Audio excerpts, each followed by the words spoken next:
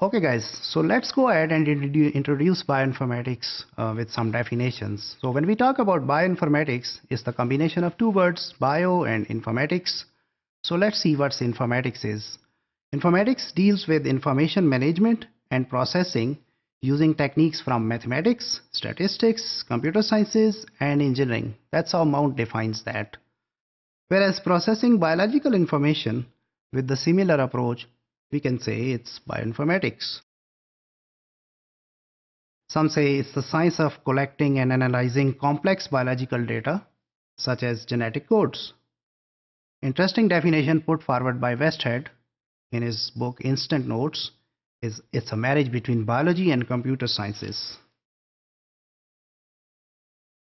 There is a review which is written in the years early 2000 and which is quoted everywhere wherever people are describing or defining bioinformatics is Luscombe's review. So it says that bioinformatics is conceptualizing biology in terms of macromolecules and then applying informatics techniques to understand and organize the information associated with these molecules.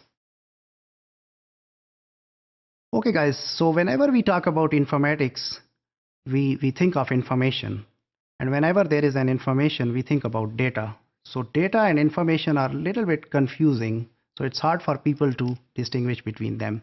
So let me go ahead and clear some differences over here. So there is a subtle difference between data and information. Data are the facts or details from which information is derived, and for a data to become an information, data needs to put in context. Okay, so data are raw unorganized facts that needs to be processed, and data can be something seemingly random and useless until it is organized. So data can be anything. It can be some weight data. We can have weights of some people.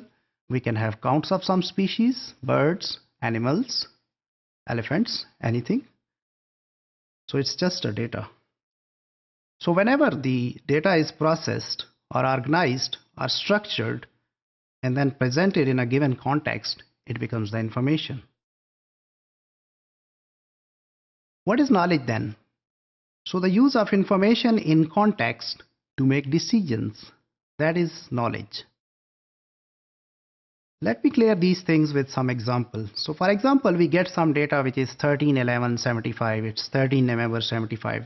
It's just a data. It's just meaningless thing. And then somebody gives you the information that it's Dr. Heather's birthday, right?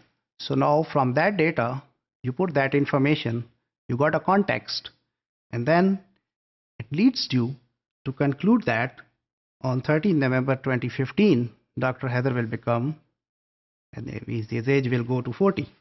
He will turn 40. So this is how we got some data, we put some context with that data, and we concluded some knowledge out of it.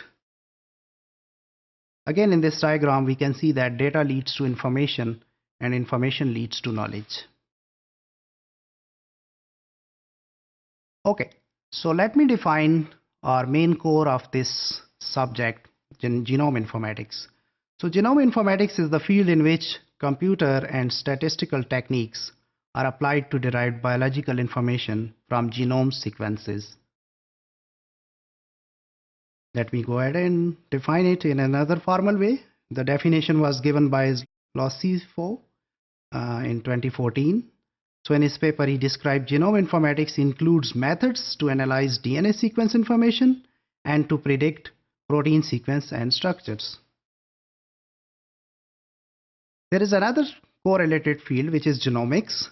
So genomics is a more recent term that describes the study of all of a person's genes, the genome, including interaction of these genes with others and with person's environment. So that definition has been put forward by NHGRI, National Human Genome Research Institute. Let me define computational biology here, which is also a correlated field to bioinformatics. So computational biology aims to develop algorithms and relations among various biological systems.